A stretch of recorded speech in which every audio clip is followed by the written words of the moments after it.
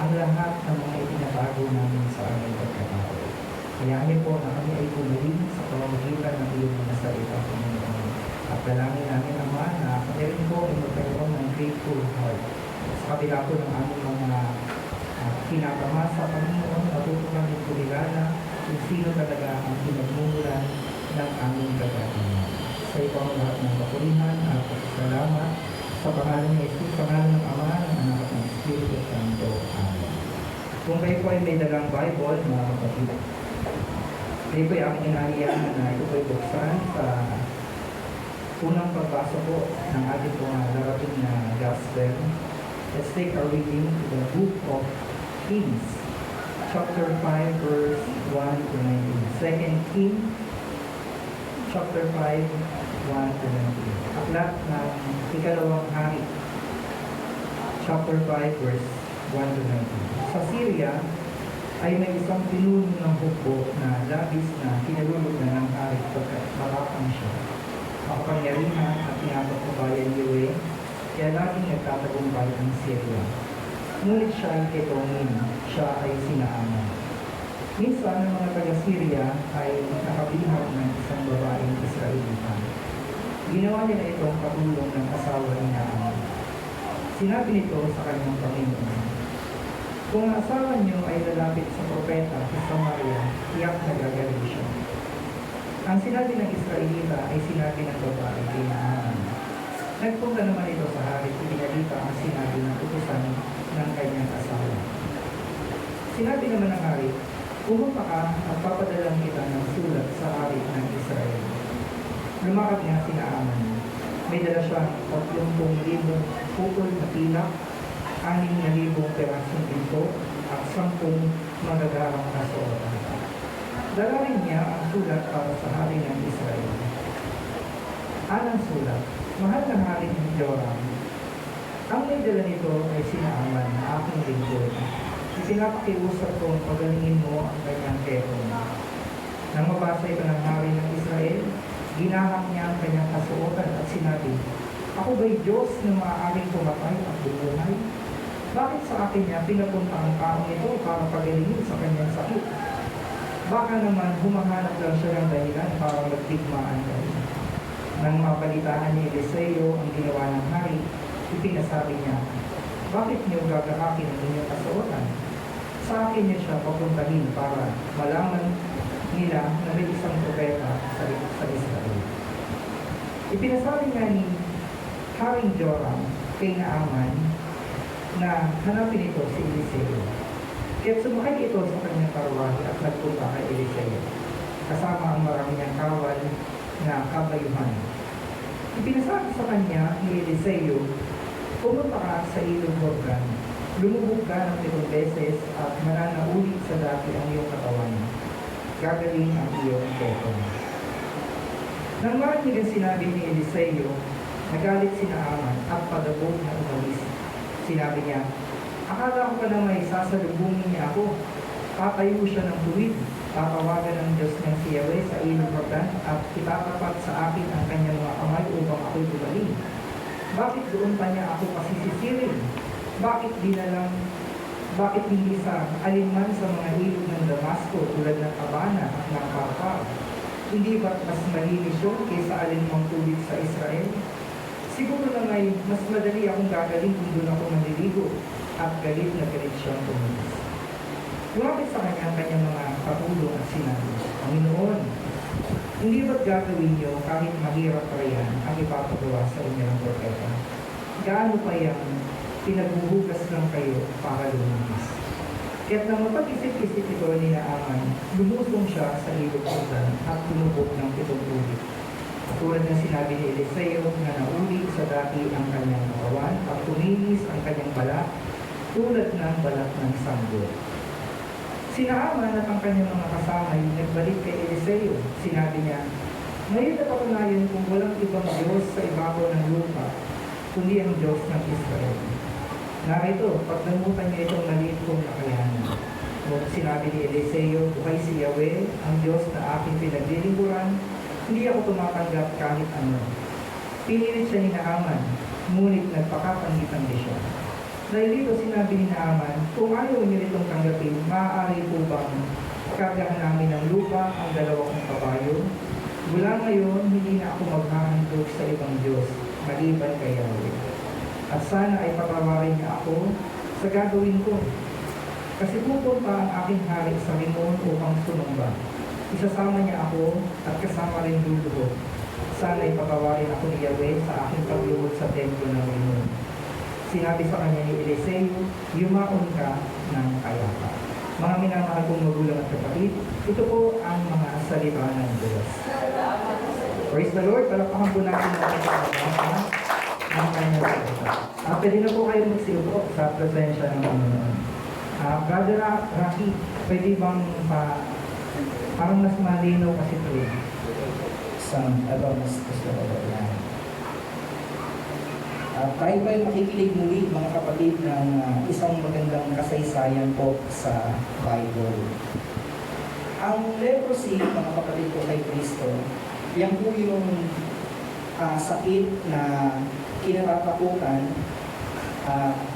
sa Bible kasi ang kanila pong paniniwala, ito ay airborne. Airborne, ibig sabihin, ang kanila pong paniniwala, nadadala nito, nakikerry nito yung sakit sa pamamagitan ng hangin. Kaya sa kanila, mayroong kautusan sa Israel na ilang kilometro, ang isang tao na mayroong sakit sa balat ay kailangan sumigaw na siya ay marumi para mabigyan ng babala yung mga tao na lumayo o makaiwas. Kasi nga, ang akala nila, pag nalamhap mo, yung hangin mula sa isang taong may keto ay pwede ka nitong mahawa. Ngayon po, pag-aaralan po natin ang isa pa pong character sa Bible na nagkaroon din po ng leprosy na tinatawag ng mga kapatid. So, siya po si Naaman, and he was a man of valor, mga kapatid. So, siya po ay kinatutuan or ipinagmamapuri ng kanyang hari at pinagsisilbihan dahil siya po ay isang matapang na lingkod. So, kaya po siya nagwawagi dahil pinagpapala din po ng Diyos ang Syria sa mga labanan ng mga kapatid. So, ito po si Naaman, mga kapatid, behind his armor, sa kabila po ng kanyang mga panalo, mga victories, there was something eating him alive. Meron siyang isang karamdaman na kumakain sa kanya unti-unti. Kasi po, ang ketong or leprosy, ang mga nerves mo ay kanya pong sinisira. Kaya kapag ikaw ay natusok ng matalim na bagay, hindi mo nararamdaman. Kapag ikaw ay humawak ng nakakapaso o ng apoy, hindi mo nararamdaman kasi sira ang iyong nerves. At pag ito ay na-infection, mga kapatid, hindi mo nararamdaman yung sakit. Mamamalayan mo na lang, unti-unti nang nababangkas yung mga spare parts ng katawan mo. Kunyari, na-infection ng iyong mga paa, hindi mo namamalayan yung mga laman mo sa paa, sa daliri, ay unti-unti na nabubulok hanggang sa ito ay maputol, mga kapatid. Kaya ang leprosy, buhay ka pa, pero parang patay ka na. Kasi iiwasan ka ng mga tao. Hindi sila lalapit sa iyo kasi nga, ang itsura mo rin ay nakakadiri ng mga kapatid. So, yung kanyang pong kalagayan, sa kabila po ng kanyang mga katagumpayan, mga kapatid, ay meron po siyang tinatagong insecurities na pinagkatakpan ng kanyang mga armor. No? Kahit gaano pa tayo ka-successful, mga kapatid ko kay Kristo, may mga pagkakataon na dumarating sa ating buhay na mayroong mga bagay na nagpapababa ng tingin natin sa ating sarili, kagaya po kay Naaman. So, ang battle po, hindi lang po dito sa labanan na literal, mga kapatid, kundi against po sa kanyang pride. Kasi nung siya ay inutusan ng propeta, sa halip na sumunod siya, siya po ay nagalit. So Naaman was a commander of the army of King of Aram. So he was a valiant soldier, pero meron po siyang insecurity, yun nga po ay ang kanyang leprosy. So, siya po ay isang taong taglay yung tinatawag na greatness. But inside, there is a corruption. Corruption literal, kasi nako-corrupt yung kanyang katawan na dulo. Kaya hindi po tayo pwedeng magpalinlang sa armor. Hindi po tayo pwedeng magpalinlang sa uniforme. Kasi madalas, yung mga tao kung may corruption sa kanilang pagkatao, yung uniform nila ay nagiging costume na lang. Amen, mga kapatid? Yung uniform ng taong corrupted ay nagiging costume, nagiging katawa-tawa. So leprosy represents sin, mga kapatid. It is a kind of spiritual decay, pagkabulok, na kung minsan po ay naitatago natin, pino-cover up natin ng success in appearance or in outside appearance. Minsan may mga tao na ipinapakita nila yung kanilang lakas dahil meron silang posisyon, meron silang power, meron silang authority, but deep inside, sila pala ay talagang malungkot ng tao. Amen? Ipinapakita nila na ang saya-saya nila, party dito, party doon, inom dito, inom doon, pero ang totoo, meron pala talaga silang longing na hinahanap, na hindi po napupulpil ng pagiging kasing sa alak, mga kapatid. Now, ano po yung ipinapakita dito sa ating po nga pinag-aaralan? That Satan loves hidden wounds. Ang kaaway po, gustong-gusto niya na itinatago natin yung ating sugat, yung ating karamdaman. Ayaw niya na ito po ay na-expose, mga kapatid. Kasi kapag mas matagal, mas malalim mong itinago ang iyong sugat, mas malalim ang nagiging infection sa iyong pagkatao.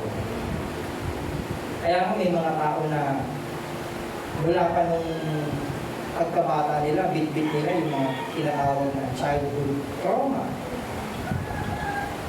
Tapos pag napangasawa mo siya, biglang lalabas yung mga trauma niya kasi meron pala siyang trauma sa kanyang tatay, sa kanyang kuya.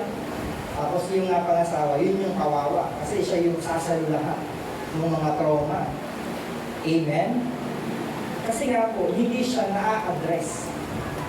Alam niyo po kapag naroon kang sugat, halimbawa, ito ay lalaba. Tapos sa pagmamadali mo, bumili ka na lang ng band-aid sa tindahan. At pag uwi mo, nakalimutan mo na itong bukasan, tingnan mo, pag binuklat mo yung band-aid na yun, may hana. Kasi bakit? Na-infection siya eh. Kasi yung band-aid, ang ginawa lang mo, tinaktan mo yung sugat. Kaya po ang kaaway, ayaw niya na tayo po ay na-expose, mga kapatid, sa Word of God. Kasi ang Word of God, ito yung nagsasabi ng katotohanan. Bagamat masakit, parang parang dinidisinfect nito yung sugat natin.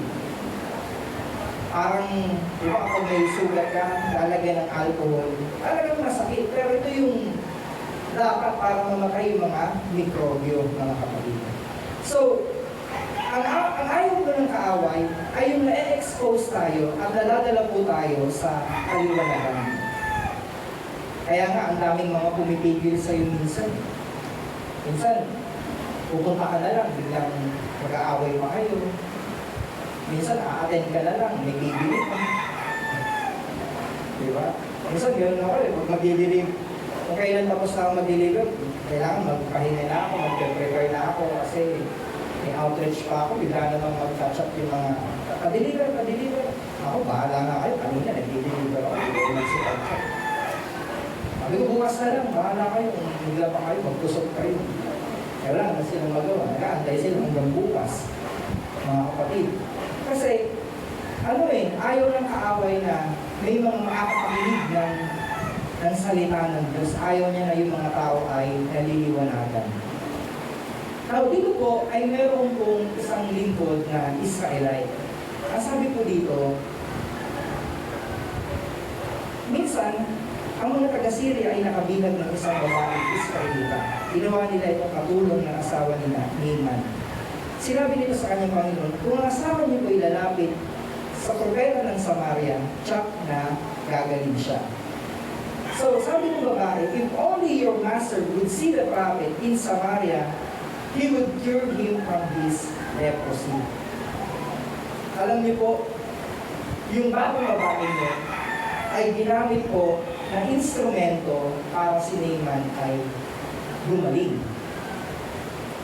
Ito pong servant girl na ito na naging bihag ay naging instrumento po para ma-deliver o magkaroon ng deliverance. Ito pong si Naaman na mayroong mataas na ranking. Kita nyo, kahit anong taas ng rango mo, mayroong isang maliit na tao na pwedeng makatulong sa iyo. Kaya hindi po natin pwedeng baliwalain kahit sila po ay mga housemaid or driver. Kasi minsan ito pa nga yung mga taong nagmamalasakit. Pero po tayong kapatid, nakasama namin nung linggo. Ewan kung nakinig kayo ng radio sa PFCCR, Sunday ng umaga, nakinig tayo. Sister Open. Sabi niya sa kanyang sharing, nung napunta siya sa Hong Kong, napunta po siya sa ministry ng intercessory. Siya po ay nagamit ng Panginoon para maakay niya yung kanyang mga amo na Chinese. Mga ano to, ang mga Buddhist to. Pero, nagamit siya ng Panginoon at marami siyang mga tao, mga kapwa niya rin Pilipino, na ginamit siya ng Lord para mabago ang buhay sa pamamagitan po ng pag-share din ng gospel. So itong babaeng ito, mga kapatid, kahit na siya ay isang katulong, ay ginamit siya ng Panginoon para maging instrumento ng kagalingan para sa kanyang amo. Diba? Pero dito tayo mapatira na siya naman yung amo. Pero lahat naman ng kanyang mga servant, dinadala niya sa Ambel every Saturday. Isang truck sila, mga kapatid. Isang truck, talagang yung kanyang pagiging boss, ginamit niya. Pag hindi sumunod sa kanya, wala nga lang sweldo. Kaya kailangan doon ang payroll sa Ambel, mga kapatid. So, another thing na dapat nating makita, ayaw ng kaaway, Satan despises humility. Gusto niya na mapagmataas ang ating kalooban. Kasi kapag mataas ang iyong kalooban, hindi ka susunod eh. Kaya nito, pinapalubog siya sa ilog Jordan. Ayaw niya. O, sinong lugi? Hindi siya, mga kapatid. Kaya minsan ang kaaway, binibigyan tayo ng yabang, binibigyan tayo ng sama ng ugali para yung mga tao lumayo sa atin. Pero ang ending, tayo rin yung lugi. Kasi kapag masungit ka, hindi sa'yo bibili. Diba? Pag hindi ka approachable, hirap kang mag-akal. Kaya si Satan, gusto niya na mapagmataas tayo. Pero ang totoo po, God exalts humility. Itinataas niya yung mga taong meron pong mababang kalooban. Kasi po, kapag tayo pa ay weak, expose tayo, di ba? Mahina ka. Pero ito rin po yung opportunity na tayo po ay pwedeng lumapit sa Diyos. Kasi sabi ni Pablo, kung kailan ako mahina, doon naman ako pinaka-malakas. Kasi ang nangingibabaw doon, hindi yung lakas niya, kundi yung lakas na ipinoprovide ng Diyos. Amen? So, ang kaaway po, natatakot yan kapag ang isang lingkod o ang isang tao ay naging humble. Bakit po, mga kapatid? Kasi ang ikinakabagsak po ng isang servant ay yung kanyang pride, yung kanyang kayabangan, yung kanyang arrogance, mga kapatid. Alam niyo po ba na most of the time na ikinakabagsak ng servant ng Lord, hindi naman yung hindi siya magaling mangaral, hindi yun eh. Ang madalas na ikinakabagsak ng isang lingkod ay yung kanya pong pagiging proud sa sarili. For example, ikaw yung madalas na nire-request. Ano kasi yun eh, mabilis makalaki ng ulo yan eh. Yung anniversary, tapos request dito, request doon. Pwede kang i-feed ng kaaway na, ang galing mo kasi. Ang galing mong magpatumba. Diba? Kaya noon, nung nabubuhay pa po si brother natin, marami rin ang medyo na sa kanya, naiinggit. Kasi yung gift niya nga mga kapatid, maraming kasi may mga tao talaga, yun din yung hinahanap, yung ganong klase ng healing, mga kapatid. Pero ang isang danger doon, pwede rin lumaki ang iyong ulo. Pag magaling ka, mas nilalapitan ka ng mga tao. O kaya naman pwede kang yumabang dahil kapag nagpe-pray over ka, gumagaling yung pinipray over mo. Yung isa naman kasi pag nagpe-pray over, namamatay. Kaya si Brother Peter, nasa niya si Brother Peter dito, yung sinira niya sa inyo na yung mga pinipray over niya namamatay. Kaya kapag ilalapit na kamay dun sa mga tao, lumalayo yun. Kasi gift niya yun gusto niya naman magpahinga. Pagod na ba kayo? Pero yung mga tao po na gifted, pagdating ko sa pag-pray over at gumagaling, may tendency rin po na maging proud sa sarili. Pag nakakalimutan natin na tayo ay naging daluyan lang, hindi talaga tayo yung nagpapagaling. Naging alulod ka lang, daluyan ka lang para lumalo yung kagalingan ng Panginoon doon sa tao yan. Ano kasi, kanya-kanyang giftedness, mga kapatid.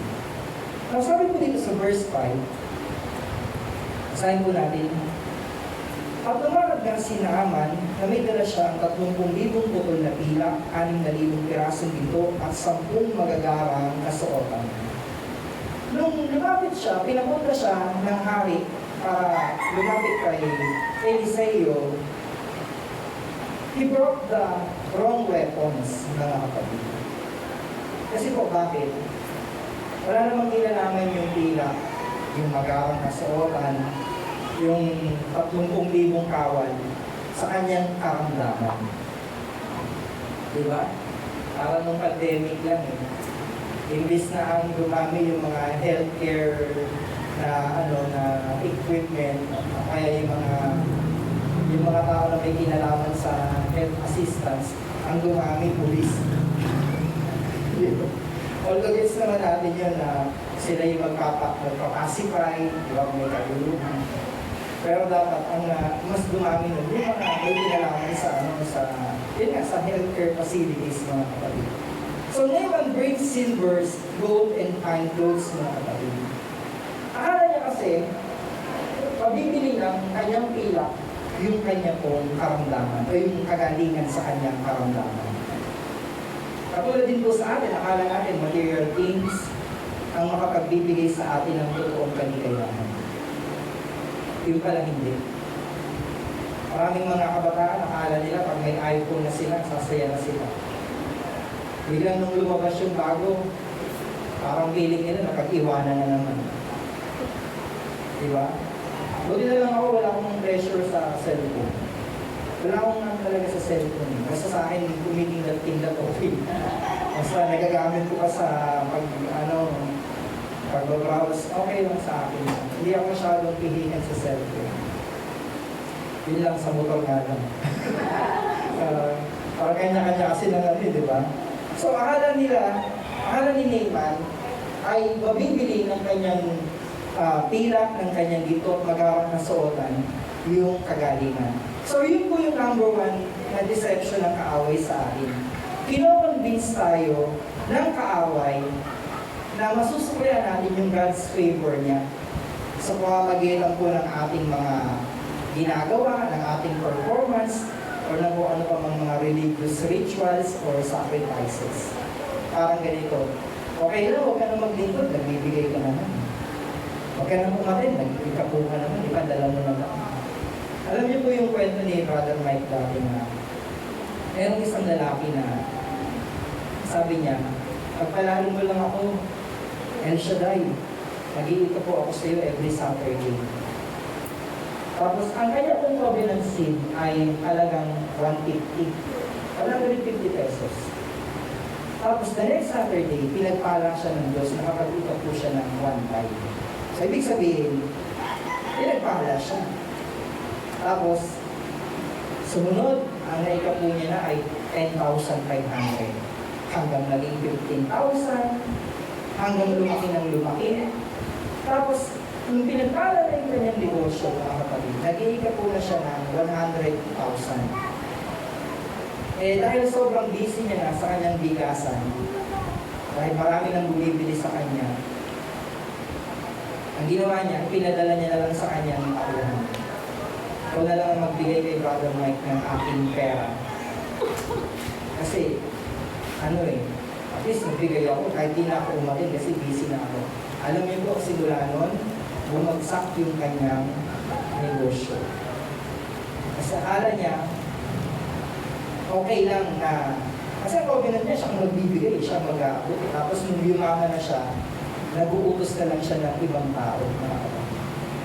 Alam niyo po, nung ako po ay nasa isang, hindi ko sasabihin yun po, nung ako po ay nasa isang PFCC sa province, every Monday kasi may mga duty ang mga disciple na maglilinis ng office.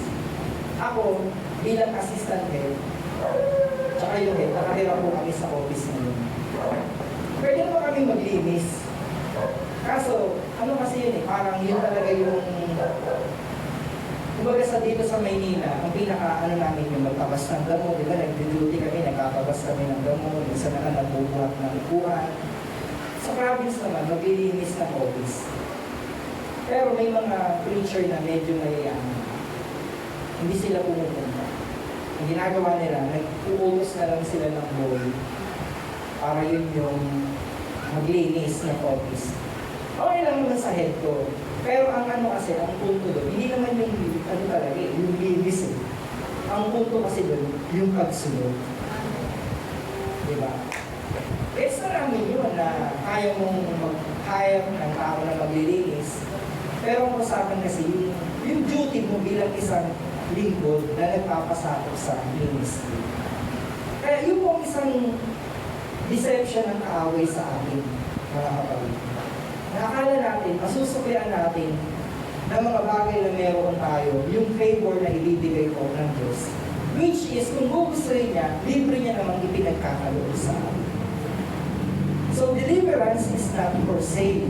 It comes only through obedience and faith, mga kapatid.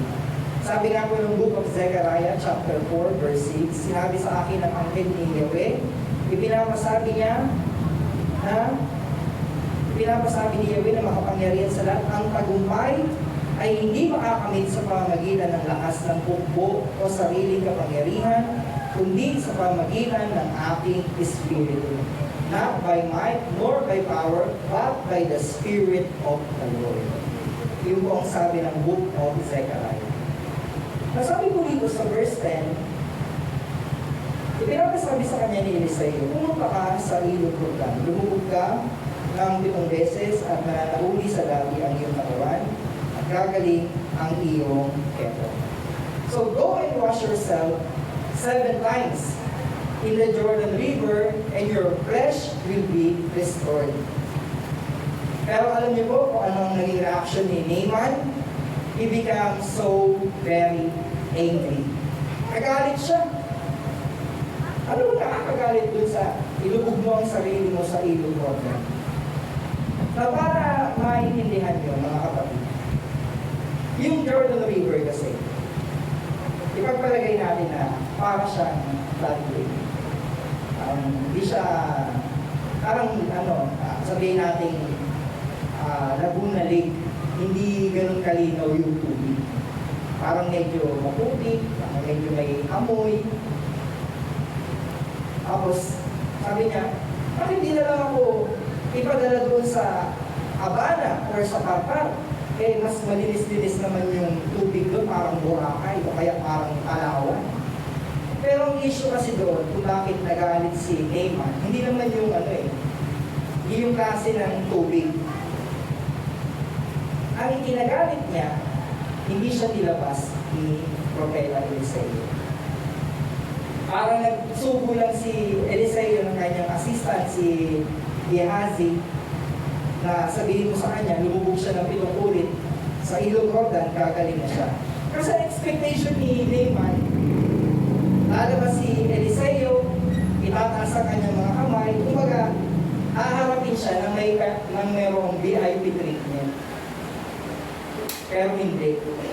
Ang taas ng rango niya, bilang isang commander-in-chief sa isang sandatang lakas, yung hindi kaharapin ng isang kilalang tao sa Samaria, parang ang ipinaharap sa'yo yung kanyang patulong, parang iniisip kaya ba ako ng taong ito ba? Yun yung problema ni Naaman. Hindi lang ketong, kundi yung kanyang mataas na pride. Amen, mga kapatid? So pride is a stronghold. Kapag hindi po yan naayos, mga kapatid, pwede po yung maging matigas sa puso po natin. Sabi nga po ng 2 Corinthians 10:4-5, ang sandatang ginagamit namin sa pakikipaglaban ay di sandatang makamundo, kundi ang kapangyarihan ng Diyos na kapagpapabagsak ng mga utak. Sinisira namin ang mga maling pangatwiran, ginagapi namin ang lahat ng pagmamataas laban sa kaalaman tungkol sa Diyos at binibihag namin ang lahat ng isipan upang matutong sumunod kay Kristo. Pagdating po sa spiritual warfare, mga kapatid, sabi po ni Paul, ginagapi ng pagmamataas o ginagapi ng salita ng Diyos ang lahat ng isipang nagmamataas para sumunod kay Kristo. Amen, mga kapatid. Kasi po, kapag bilib ka sa iyong sarili, at mataas ang tingin mo sa iyong sarili, mahirapan ka talaga sumunod eh. Kagaya noon, ang dami kong naririnig ng mga katotoo. Yung mga mayayaman, may mga say sa buhay, nilalait nila si Brother Mike. Nilalait nila yung pagtataas ng itlog, nilalait nila yung pagtataas ng mga asin. Kasi iniisip nila, ano naman kinalaman ng itlog, ano naman kinalaman ng asin. Pero yung mga simpleng bagay na yun, yung palang nagiging dahilan o nagiging instrumento pag na-bless ng Lord, ay nagiging kagalingan. Alam niyo, ako isa ako sa magpapatotoo niya eh. Kasi doon sa PICC, may mga ano hindi pa damuhan, may mga graba-graba pa doon. Sa Ambel, may mga graba pa doon. Nung bago pa lang yung Ambel, mga bagong tambak pa lang. Sabi ni Father Mike, mag-dakot ng mga graba-graba dyan. Hindi kami naman nag-uwi kami. Kasi nung lumipat kami sa Broadway, nung ginawa yung bahay namin ko, doon po nilagay yung mga bato-bato lagi sa Ambel. Kasi yung nalipatan namin dyan, may nakatira sa mga puno. Kasi yung nalipatan namin, napapaligiran ng 4 na puno ng mangga, parang F4. Diba? May nakatira. Nasaniban yung kapatid ko. Nasaniban siya, tapos kaya ko nasabi na totoong may kagalingan, may healing power yung mga pinapataas ng puno nito. Kasi nung sinaboy ni Mama yung mga bato, malilit lang yun. Nung sinaboy niya sa mga puno, tsaka sa bubungan namin, nagre-react yung spirit na sumasalig sa kapatid ko. Hindi naman yung kapatid ko yung binabato. Maliliit lang yun, parang mabuhangin lang. Sinasaboy sa puno, pero nasasaktan yung spiritong pumasok sa katawan ng kapatid. Kaya nasasabi ko na talagang siya, basta may bas-bas ng Diyos, nagiging daluyan siya ng kagalingan. Kaya, minsan, yung natin, yung talino natin, yung pride natin, hindi yan kaya i-explain. Kagaya ni Naaman, parang naman ako gagaling, ipapalublubin ako sa maruming tubig, baka mamaya na-infection patuloy ako sa halip na gumaling ako. May mga open wounds ako, may mga bukas akong sugat. Baka mamaya, leptospirosis pa ako yan. Pero, utos kasi ng prophet eh. Amen? Amen? Amen. So, Naaman's pride said, I know better. Alam mo kung ano yung mas mabuti sa akin. Pero ang utos ko, o pinapasabi ng Diyos, mga kapatid, kung gusto mong gumaling, sumunod ka. Amen? Obey it, even if it doesn't make sense. Amen? So, ang pride kasi, nag-create siya ng wall. Pero, ang obedience, binibreak down niya yun. at tayo rin naman ang makikinabang. So ano po yung naging breakthrough sa pagsunod po ni Naaman? Sabi po dito sa verse 30, lumapit sa kanya ang kanyang katulong at sinabi, Panginoon, hindi ba gagawin niyo kahit mahirap pa riyan ang pinapagawa sa inyo ng propeta? Gaano pa ba na pinaghuhugas lang kayo para luminis? Oo nga naman. Sabi nung kanyang servant, Sir, di ba? Yung hari nga pag inutusan kayo, lumaban kayo sa ganito, makipagdigmaan kayo sa ganito, makipagpatayan kayo. Di ba kahit mahirap, sumusunod ka? Yan lang, pinapalugdog ka lang. May mawawala ba sa'yo pag lumugdog ka lang? Kung ang magiging kapalit naman, gagaling ka. Amen? So sa madaling sabi, he went down and dipped himself in the Jordan 7 times, and his flesh was restored. Gumaling siya, mga kapatid. Walang nawala nung siya ay sumunod. In fact, kung di siya sumunod, malaki siguro ang nawala sa kanya. Hindi siya gumaling. Amen? Di ba minsan gano'n? Mag-e-effort ka na rin lang o susunod ka na rin lang, mag-e-effort ka na rin lang. Ibigay mo na yung the best mo. Di ba ho? Minsan, a-attend ka na lang ng humble. Pwede na namang agahan. Bakit? Kung kailan traffic, tsaka ka magpupunod. Naalala ko po nung may haya ako may gawain pa dati sa Tanay. Ang tawag ay dalawang kawayan.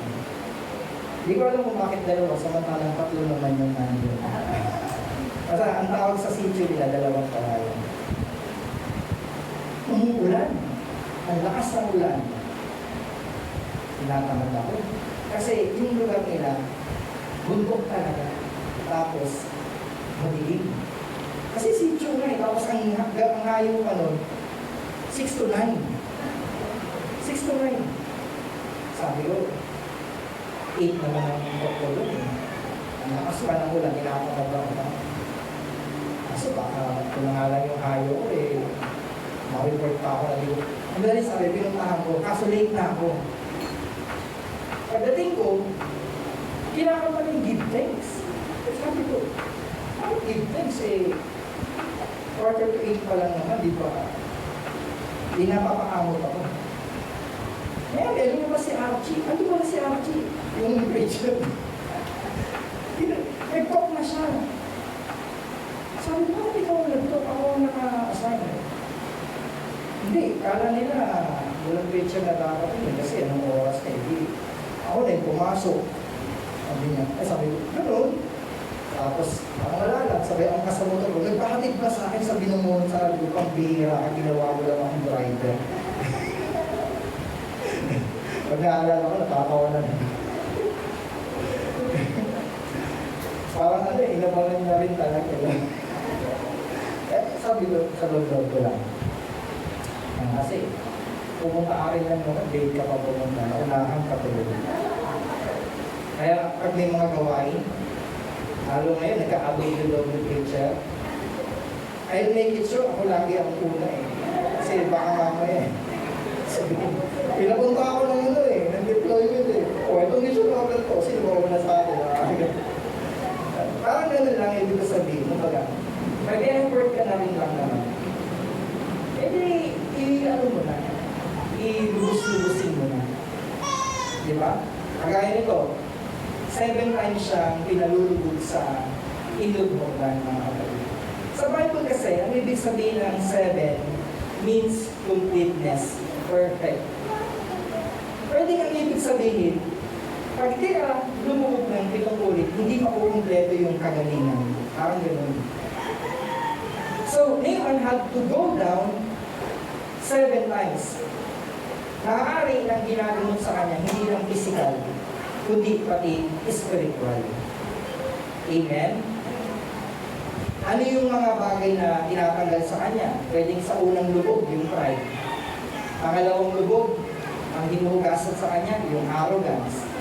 Pangatlong lubog, self-righteousness. Pang-apat, yung kanyang doubt. Pang-5, yung kanyang fear. Pang-6, yung kanyang disbelief. At pang-pito yung kanyang pag-surrender sa Diyos. Maraming kumbaga sa CLSS, hindi kumpleto yung pag-attend mo ng seminar kung ang kinatinan mo lang ay salvation. Tapos umuwi ka na. Hindi mo narinig yung God's love, hindi mo narinig yung new life. So, pitong lubog dapat para mahugasan talaga siya sa kanyang karamdaman, mga kapatid.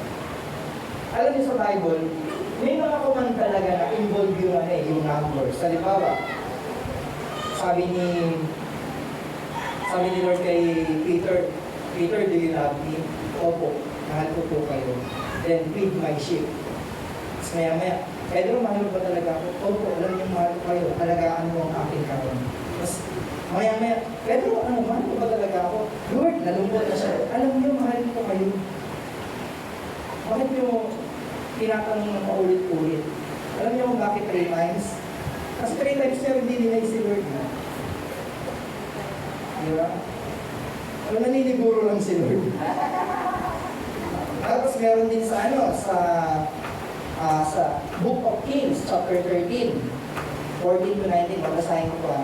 Si Eliseo yung nagkasakit ng maluba, dinalo siya ni Haring Jehoas ng Israel. Lumuluha itong sinabi, Ama ko, magiting ng tagapagtanggol ng Israel. Iniutos ni Eliseo sa hari, kumuha ng pana at mga palaso, at kumuha naman si Jehoas. Muli nagputos si Eliseo, kumanda ka sa pagtugla. Sinabi ni Eliseo, banapin mo ang pana. Dinanap ng hari ang pana, at ipinatong ni Eliseo sa kamay ni Jehoas ang kanyang mga kamay. Pagkatapos, iniutos ni Eliseo, buksan mo ang bintana na nakaharap sa Syria at itudla mo ang palaso. Sinunod naman ito ni Jehoas.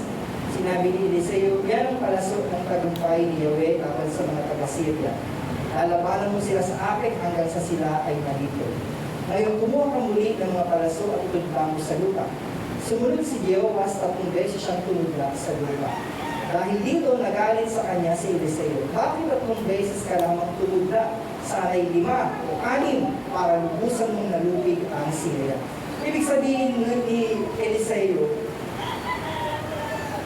kung tumudla ka ng mga 6 times or 6 na beses, lubusan mo sanang natalo yung Syria.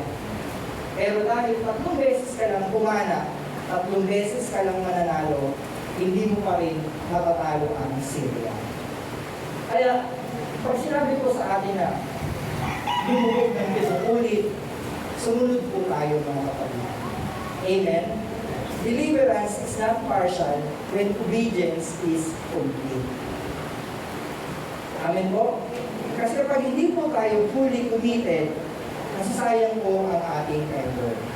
Sabi po ng verse 15, si Naaman at ang kanyang mga kasama ay nagbalik kay Eliseo. Sinabi niya, ngayon napatunayan ko kung walang ibang Diyos sa ibabaw ng lupa, kundi ang Diyos ng Israel.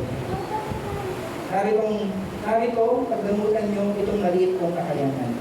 Sinabi ni Eliseo, buhay si Yahweh, ang Diyos ng Israel, na aking pinaglilingkuran na hindi ako tumatanggap ng anuman. Dahil dito sinabi ni Naaman, kung ayaw niyo kong tanggapin, maaari mo bang kumuha na lang ako ng lupa at ikarga ko sa aking mga kabayo. Mula ngayon, hindi na ako maghahandog sa ibang Diyos maliban kay Yahweh. Sabi niya, now I know that there is no God in all the world except in Israel. So, si Naaman po, hindi lang gumaling yung kanyang sakit sa balat, gumaling pati ang kanyang kaluluwa. Amen? Kung kanina, nilayasan niya yung propeta na galit siya, ngayon bumalik siya na mayroong humble heart. Ganun po talaga ang nagagawa kapag ang isang tao po ay na-touch ng pagpapagaling ng Diyos. Yung dating mayabang, ngayon ay napaka-humble ng kapatid. So, real victory is not just healing in outside appearance, mga kapatid. It is also alignment with God. Kasi po, ang kagalingan, physical, na hindi po na-restore ang kaluluwa natin, ay walang mangyayari. Kasi maraming mga taong gumagaling, pag hindi po sila totally bumalik kay Lord, bumabalik din sila sa kanilang mga lumang buhay. Amen? Alam niyo po, meron po akong isang pre over, asawa siya ng isang worker. Inayawan na siya sa Margarito Hospital. Kagabi ng una. Inayawan na siya. Sabi ng doktor, iuwi niyo na to kasi wala na talaga. Isang bulati na lang ang bigyan na. Talagang tsubi na. So, inuwi. Nung ako po magtoto, na-set up na yung sound sa simbahan, pero nakiusap yung worker na, brother, sa bahay ka na lang magto.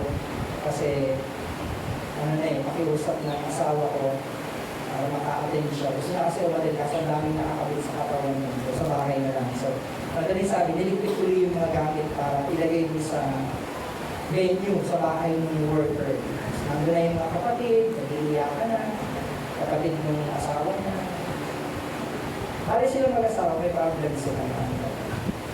Parang sabi ng babae, magano ka na, ayusin mo na yung paalam ka na sa mga anak mo.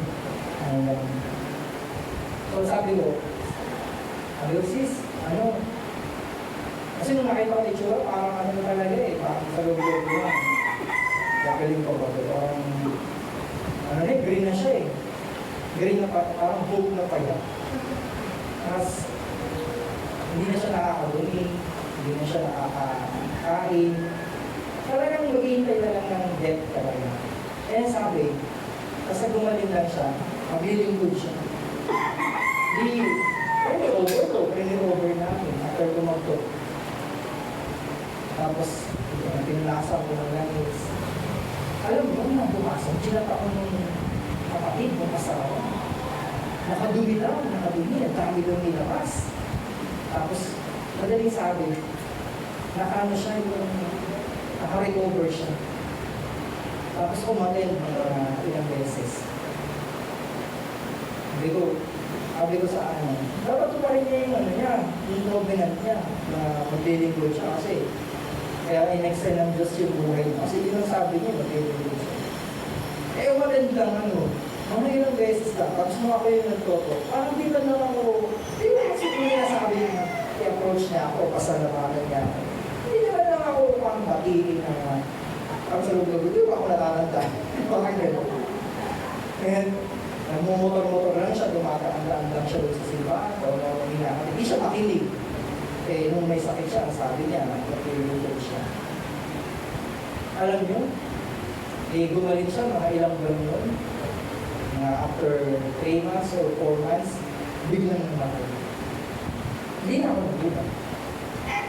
Kasi, kaya ka nga binigyan ng Diyos ng another opportunity na gumuli. Para tuparin mo yung pangako mo, hindi mo naman tinubag. Pagkapabubuhay nila. Kaya bigyan niyo ng reason ang Diyos para pahabain ang buhay natin. Yung paggaling kasi na walang restoration ng ating soul ay baliwala. Kasi gagaling ka physically, and after all, mamamatay ka rin. Kung hindi restore ang ating relationship sa Diyos, mauuwi lang po sa sayang o sa wala mga kapatid. So, ano po ang tinuturo sa atin ng kwento po ng itong sinima? First of all is to identify your leprosy. Ano yung mga bagay na unti-unting kumakain sa'yo, na nakakapagpahiwalay sa'yo, hindi lang sa Diyos, kundi ng relationship mo sa tao. Kasi ang leprosy, mga kapatid, literally, dispan talaga ang ginagawa niya. Kasi, pag nalaman ng kamag-anak mo na may ketong ka, sila na mismo talaga ang lalayo sa'yo dahil ayaw nilang mahawa sa'yo. I-isolate ka talaga nila. Tayo may mga bagay na nagpapa-isolate sa atin. Minsan, cellphone. Minsan, yung trabaho, yung sobrang pagiging busy natin. Kaya alam niyo, yung mga anak ko, dahil minsan maghapon ako wala sa bahay, pag uuwi na yan, nagkakadara pa yung sumalubong sa akin. Di ba minsan pag may alaga kayong mga aso, parang ganun din. Yung mga anak ko, nag-uunahan silang magpakarga sa akin. Sinusulit ko talaga kasi pag naglaki na tayo hindi na ako papansinin naman. Minsan pag may mga kanya-kanya na silang mga agenda sa buhay. habang ano pa sila sa akin, minsan nakahiga ako, nagsiselfone ako, biglang malapit yung bunso ko, magpapakarga, kaya magpapalambing, nilalambing ko na. Kasi ayaw kong yung cellphone ang maging reason na kami, parang minsan kasi nung umaagol ng atensyon, di ba? Minsan magkatabi kayo mag-asawa, tapos yung mga cellphone ay yun ang nagiging barrier. Hindi na mo, pag nag-aaway, sa cellphone Yung isa nandun sa balkonahe, yung isa nasa loob. Ayaw sa asawa, magkaaway yung nanay mo tsaka yung Kasi nakakita ko, pag nag-chat-chat, diin na diin. And another thing, humble yourself before God. So, lumapit tayo ng may kapakumbabaan sa kalooban. At aminin natin na walang anumang pwede natin isuhol sa Diyos. Ang hinihintay sa atin ng Diyos, lumapit tayo sa Kanya ng inaamin natin na meron tayong kakulangan, hindi natin kayang ipulpil lahat sa sarili natin. Di ba? Kahit ikaw ang pinakamayaman, pupukunin ka ng libod. Di ba yung prinsipe ng Saudi yata yun, sa Middle East? Milyon-milyon kada araw. Inihintay lang nila na gumising yung prinsipe na yun. Ilang taon na yun, nung simula nung nakoma hanggang ngayon, hindi pa rin lumigila, mga kapatid. Kahit sabi ng mga comment doon, iba talaga yung parang hindi nila matanggap na wala na talaga, machine na lang nagpapaanggap ko. Kasi nga, dahil maraming pera, hindi nila ginigit up. Pero may mga bagay talaga na hindi kayang bilhin ng iyong kayamanan. Amen? And obey His word completely. Kahit nasa tingin mo, parang it is foolish. Kagaya yun, bakit ka pinapalubog ng 7 beses? Pero may mga reason, di ba? Si Brother Mike nga dati, nung malakas pa siya, may mga talk siya na naka-series, yung pinaka-final, hindi niya sasabihin kasi kailangan mo abangan sa susunod na Sabado. Amen? Kaya, may reason para ikaw ay bumalik. And finally, walk in gratitude and devotion.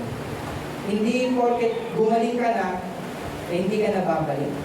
Kaya yung 10 kitong yung pinagaling mo, sabi ni Lord, 10 yung pinagaling ko, isa lang yung bumalik. Nasaan yung siya?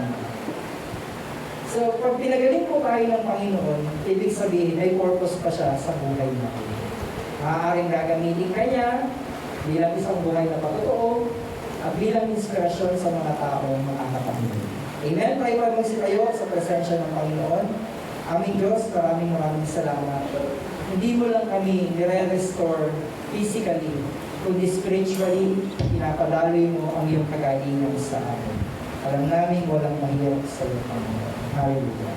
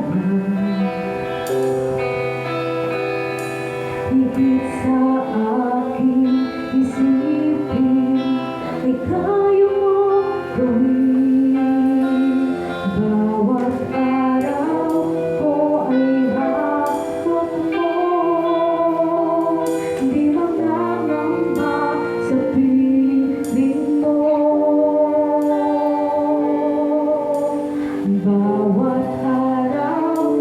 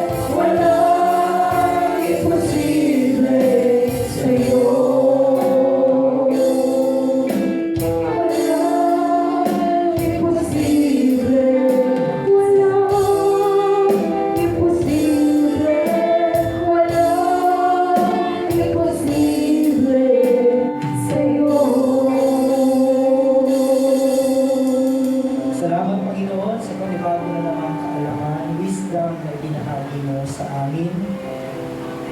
Turuan niyo kami, Lord, na huwag magkubli sa likod ng mga armor, sa likod ng aming mga possession, sa likod ng mga pwede namin ipagyabang. Huwag i-expose namin ang tunay naming kalagayan sa iyong harapan. Ang sa gayon kami ay tunay na gumaling. Alisin niyo po, Panginoon, ang mga arrogance, ang pride, ang kataasan ng kalooban namin.